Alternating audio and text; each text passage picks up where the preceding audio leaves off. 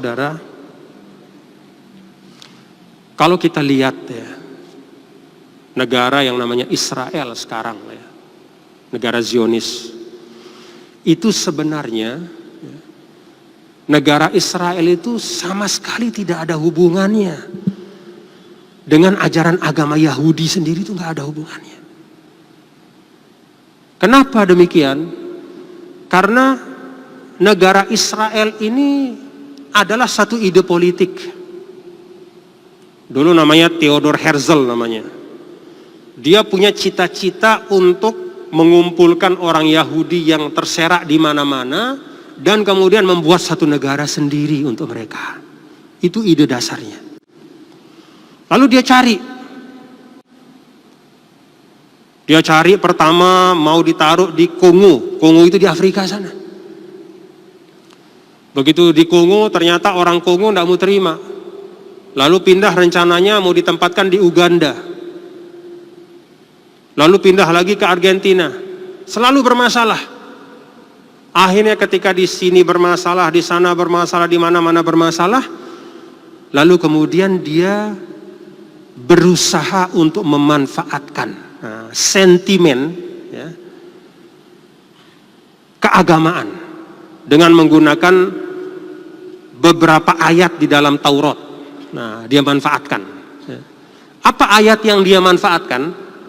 Ayat yang dia manfaatkan di Taurat itu kira-kira bunyinya adalah, dan aku akan berikan kepada keturunanmu wahai Ibrahim, nah gitu, tanah yang dijanjikan ya, antara Nil dan Furat, ya kira-kira di Palestina itulah, termasuk juga wilayah sekitarnya.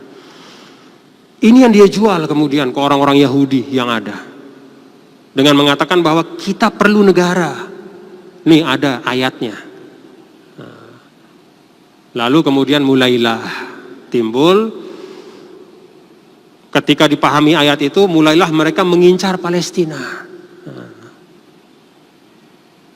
Ini dari sisi pemikirannya. Jadi awalnya ini ide politik, tidak ada urusannya sama agama. Jadi ini orang ini ingin membuat negara untuk orang Yahudi. Cari-cari mana-mana, nggak berhasil. Akhirnya buka-buka Taurat, ini kira-kira ini cocok nih, kita pakai ayat ini. Yuk kita rebut Palestina, pakai ayat ini. Maka dia bangunlah sentimen. Nah, itulah awal ya terjadi. Jadi kata Palestina itu bukan dari awal, tapi itu muncul di akhir setelah nggak berhasil di mana-mana. Itu sejarah. Satu. Yang kedua, ya, kalau kita uji dari sisi ya, sejarah orang yang tinggal di Palestina, tanah Palestina, maka sebelum Yahudi itu jauh sebelumnya itu adalah Al-Kan'aniyun, orang-orang Kan'an. Orang Kan'an itu adalah nenek moyang dari orang Arab. Jadi jauh setelah Kan'an tinggal di tanah Palestina, baru kemudian beberapa ratus tahun setelahnya lahir Nabi Ibrahim. Lalu Nabi Ibrahim tinggal di situ. Kemudian anak beliau yaitu Sayyidina Ishak tinggal di situ. Kalau Sayyidina Ismail kan di Mekah tinggalnya, ya. Sayyidina Ishak tinggal di situ. Lalu setelah Sayyidina Ishak, Sayyidina Yakub tinggal di situ. Lalu kemudian Sayyidina Yusuf tinggal di situ. Lalu Sayyidina Yusuf dibuang ke Mesir ketika kecil. Lalu kemudian Sayyidina Yusuf memanggil ayahnya yaitu Yakub dan saudara-saudaranya ke Mesir. Dari masa Nabi Ibrahim sampai Yakub pindah ke Mesir, itu catatan sejarah hanya sekitar 230 tahun. Jadi hanya 230 tahun. Kemudian dicatat juga oleh sejarah bahwa hanya kalau dihitung ya, masa dari Sayyidina Daud, Sayyidina Sulaiman, Daud berkuasa, ya, Yahudi berkuasa di tanah Palestina hanya 500 tahun paling lama. Jauh lebih panjang usia dari tinggalnya orang Arab di situ, jauh lebih dulu dan lebih panjang. Dari masa Kan'an terus ya, sampai masa ketika kekhalifahan Ya mulai dari zaman Sayyidina Umar, ya, terus panjang sampai sekarang sebenarnya. Jadi secara sejarah yang menempati tempat itu jauh lebih dulu orang-orang Arab, orang Kanaan. Pernah Yahudi di situ, tapi hanya sebentar saja. Itu dari sisi, jadi tidak bisa mengatakan wah ini dulu tempat nenek moyang kami nih, sekarang kami rebut lagi. Tidak bisa begitu. Ada orang yang lebih dulu di sana. Ada orang yang lebih lama tinggal di sana. Dari generasi ke generasi, ribuan tahun yang lalu.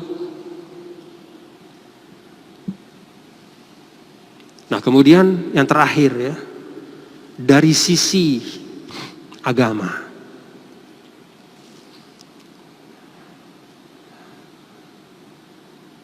Ada di dalam Taurat ya, ayat yang seperti tadi itu. Ibrahim, saya akan kasih keturunanmu tanah ini. Kira-kira kayak begitu.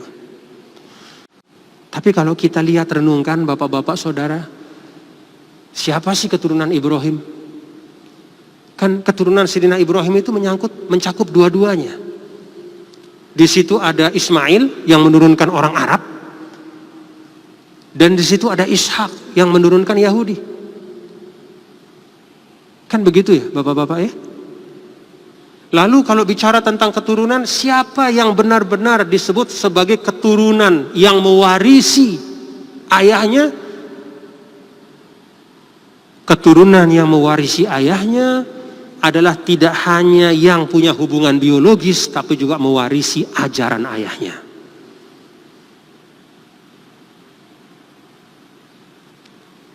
Kita baca dalam Al-Quran, apakah Yahudi itu mewarisi ajaran dari Nabi Ibrahim alaihissalam? Oh, banyak sekali penyimpangannya. Fabima naqdihim misaqahum, mereka itu selalu berjanji kepada Allah tapi kemudian ingkar pada janjinya. Wa kufrihim bi ayatillah, mereka kufur kepada ayat-ayat Allah. Wa qatlihimul anbiya, mereka bunuh para nabi dan rasul. Wa akhzihimur riba, mereka membuat suatu transaksi ekonomi yang disebut dengan riba. Itu mereka yang ciptakan. Wa qad nuhu anhu. Jadi kalaupun mereka secara nasab itu ada hubungannya dengan Ibrahim, tapi dengan meninggalkan ajaran Nabi Ibrahim, tauhidnya ditinggalkan, tuntunan-tuntunannya ditinggalkan, yang dilarang dikerjakan. Dan itu banyak sekali dalam Al-Quran. Maka sesungguhnya mereka sudah tidak pantas mengaku sebagai keturunan Ibrahim alaihissalam. Tidak pantas dia kemudian sekarang mengatakan ini janji dari Allah dulu kepada Ibrahim bahwa anak cucunya itu akan tinggal di sini. Nggak pantas. Kenapa? Karena mereka sudah piwal. Ya, bahasa kita tuh udah menyimpang dari ajaran Ibrahim alaihissalam.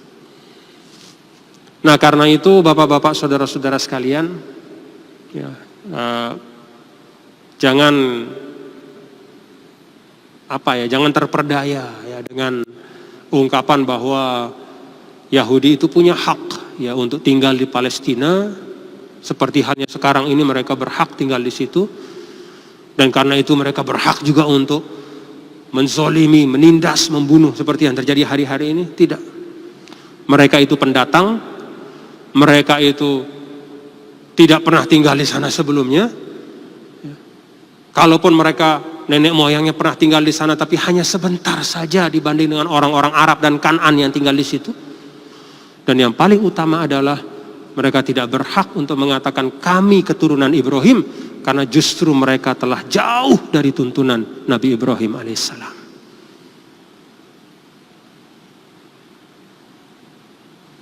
Apalagi kalau kita ikuti bapak-bapak saudara sekalian ya, kajian-kajian kajian-kajian sosiologis, kajian-kajian yang bahkan dilakukan oleh sebagian ahli-ahli dari Yahudi sendiri yang mengatakan bahwa Yahudi yang hidup sekarang ini tidak ada kaitannya dengan Yahudi yang dulu, tapi Yahudi yang sekarang ini adalah dari kelompok Ashkenazi namanya. Ashkenazi itu orang-orang yang tinggal di bagian utara Rusia. yang masuk ke agama Yahudi beberapa abad yang lalu. Jadi dia masuk menjadi Yahudi beberapa abad. Jadi tidak ada hubungannya sama Yahudi yang dulu.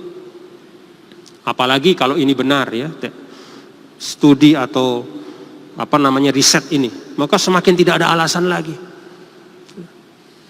Yang ingin saya sampaikan adalah bahwa yang dilakukan oleh Israel pada saat ini di Palestina dengan segala macam kezolimannya itu tidak ada hubungannya sedikit pun dengan tuntunan agama.